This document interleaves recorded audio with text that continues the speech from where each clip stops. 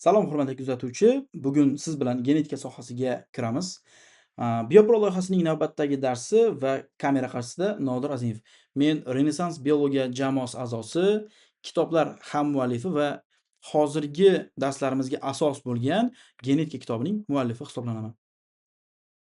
Xo'p, bugungi darsimizning asosiy obyekti bu genetikadagi simvollar. Genetikada qanday simvollar mavjud? Darsni boshladik. İlk o'rganishimiz kerak bo'lgan narsa bu parents, ya'ni ota-ona belgisi.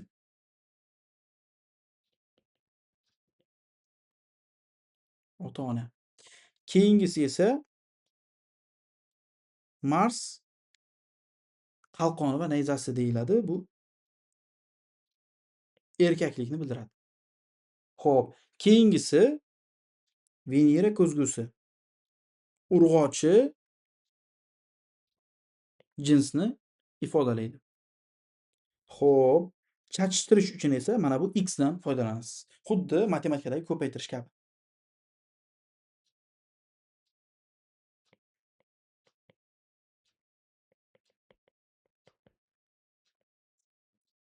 Yana qanday belgilarimiz bor? Yana F, ya'ni avlod, filio deb tarjima qilinadi.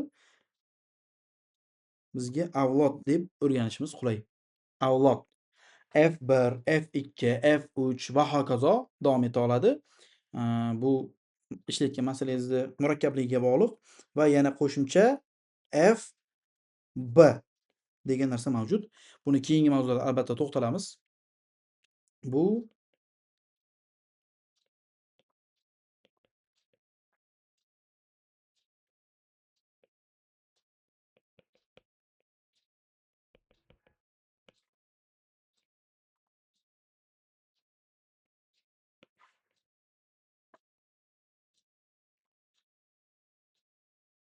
tahliliy chashtirish olingan avlod. F Becros yoki FB bilan ifodalanadi. Xo'p, bundan tashqari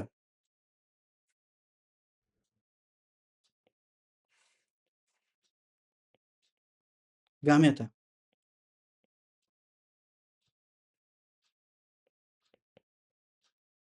Gametani G harfini belgilab qo'yamiz. Xo'p. Asosiy o'rganishimiz kerak bo'lgan belgilar shular. Agar siz qaysidir belgining qolib ketganini bilsangiz, izohga albatta yozib keting. Bu belgilarni keyingi darslarda qo'shimcha sifatida o'rgatib ketamiz. Qisqa dars va darsimiz o'z nihoyasiga yetdi. Hammaga xayr. Keyingi videolarni albatta kuzating.